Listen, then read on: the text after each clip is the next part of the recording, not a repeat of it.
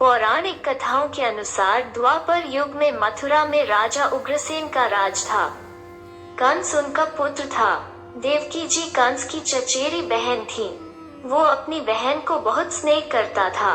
देवकी जी का विवाह एक यदुवंशी वासुदेव जी के साथ तय हुआ, जो महाराज शूरसेन के पुत्र थे।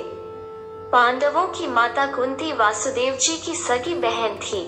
देवकी जी का विवाह बड़ी धूमधाम के साथ वासुदेव जी के साथ हुआ। जब बहन को विदा करने का समय आया तो कंस देवकी जी और वासुदेव जी को रथ में बैठाकर स्वयं ही रथ चलाने लगा। तभी अचानक ही आकाशवाणी हुई कि हे मूर्ख कंस, जिसे तू इतनी प्रसन्नता से रथ में बिठाल कर ले जा रहा है, उस देवकी का 8वां पुत्र ही तेरा काल होगा। आकाशवाणी सुनकर कंस की रूह कांप गई और वो घबरा गया। आकाशवाणी के बाद कंस ने बहन देवकी की हत्या करने की ठान ली। लेकिन उस दौरान वासुदेव जी ने कंस को समझाया कि देवकी को मारने से क्या होगा, तुम्हें देवकी से नहीं बल्कि उसकी संतान से भय होना चाहिए। वासुदेव जी ने कंस को वचन भी दिया कि जब हमारी संतान होगी तो हम आपको सौंप देंगे, आप उसे मार देना। कंस को वासुदेव जी की ये बात समझ आ गई। लेकिन वासुदेव जी और देवकी जी को कंस ने कारागार में कैद कर लिया। प्रथम पुत्र के जन्म के बाद वासुदेव जी ने अपने वचन के अनुसार कंस को अपने पुत्र को सौंप दिया, जिसका नाम कीर्तिमान रखा था।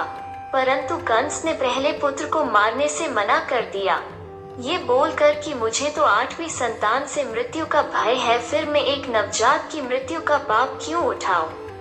वासुदेव जी के जाने के बाद उनके एक मंत्री ने उन्हें अपने विचार पर फिर से सोचने के लिए कहा, जिसकी बात कंस हमेशा सुना करता था। और कंस अपने मंत्री की बात में आकर बाद में प्रथम पुत्र की हत्या कर देता है। जब भी देवकी जी की कोई संतान होती तो कंस उसे मार देता और उसने एक एक करके देवकी जी के 6 पुत्रों को जन्म होते ही मार डाला। वहीं 7वें गर्भ में स्वयं श्री शेषनाग ने प्रवेश किया था, जिसे बचाने के लिए भगवान विष्णु ने देवी योगमाया के जरिए देवकी जी का गर्भ चमत्कारिक ढंग से ब्रज निवासिनी वासुदेव जी की दूसरी पत्नी रोहिणी के कोख में रख दिया, जो श्री कृष्ण के बड़े भाई बलराम जी हुए।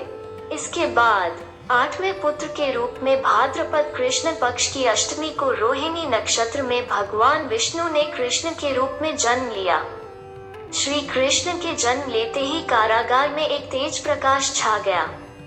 इसके बाद वासुदेव जी और देवकी जी के स्वप्न में भगवान विष्णु चतुर्भुज रूप में प्रकट हुए और कहा कि हे माते, 3 जन्म पहले वासुदेव जी प्रजापति सुतपा थे और आप उनकी पत्नी देवी प्रश्नी थी। उस जन्म में आपने मेरे चतुर्भुज रूप के दर्शन के लिए 12,000 वर्ष तक तपस्या की थी। इसके पश्चात जब मैंने आपको इसी चतुर्भुज रूप के दर्शन दिए और आपसे मनचाहे वरदान को मांगने के लिए कहा, तो आपने मेरे जैसे पुत्र की प्राप्ति हेतु वरदान मांगा, जिसके पश्चात मेरे मुख से 3 बार तथास्तु निकला था। इसलिए मैंने 3 जन्मों तक आपका पुत्र बनने का निश्चय किया, जिसमें पहले जन्म में प्रश्निगर्भ के नाम से आपका पुत्र हुआ। फिर दूसरे जन्म में आप देव माता अदिति थी और पिताश्री ऋषि कश्यप थे। उस जन्म में मेरा नाम उपेंद्र था। शरीर छोटा होने के कारण लोग मुझे वामन भी कहते थे। उस रूप में मैंने राजा बलि का उद्धार किया। अब इस तीसरे जन्म मैं अपनी सभी शक्तियों के साथ आपके पुत्र के रूप में जन्म लेकर अपना वचन पूरा कर रहा हूँ। इसके पश्चात देवी योगमाया ने वासुदेव जी को जगाकर दर्शन दिए और कहा कि वे शिशु को इसी समय गोकुल में नंद बाबा के यहाँ पहुँचा दें और उनकी कन्या को लाकर कंस को सौंप दें। वासुदेव जी बाल श्री कृष्ण को सूपे में रखकर कारागार से निकल गए। कारागार के सभी दरवाजे स्वतः ही खुल गए। जागते हुए पहरेदार सो गए। उस समय मौसम बहुत खराब था। जब वे यमुना नदी के पास पहुंचे तो उन्होंने देखा कि मूसलाधार बारिश के कारण बाढ़ आ गई है। अपनी जान की परवाह किए बिना वासुदेव जी ने नदी के उस पार चलना शुरू कर दिया। उनके हर कदम से पानी कम होता गया और भगवान विष्णु के नागदेव ने बाल कृष्ण को बारिश से बचाया। जब कृष्ण नंद के घर पहुंचे तो उन्होंने देखा कि नंद की पत्नी यशोदा ने एक बच्ची को जन्म दिया है। उन्होंने बच्ची को उठाया और कृष्ण को उसके स्थान पर रख दिया। फिर वो बच्ची के साथ लौट आए और कंस को दे दी। वो कन्या देवी योगमाया थी। जैसे ही कंस ने कन्या को मारने के लिए उसे पटकना चाहा, कन्या उसके हाथ से छूटकर आकाश में चली गई। इसके बाद भविष्यवाणी हुई कि कंस को मारने वाले ने जन्म ले लिया है। वो गोकुल में पहुंच चुका है।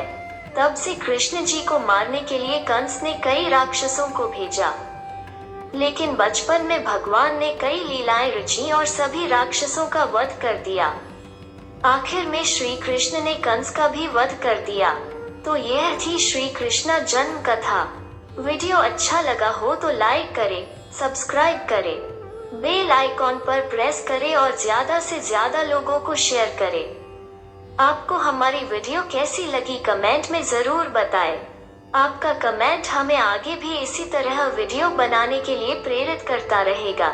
धन्यवाद। आपका भविष्य मंगलमय हो।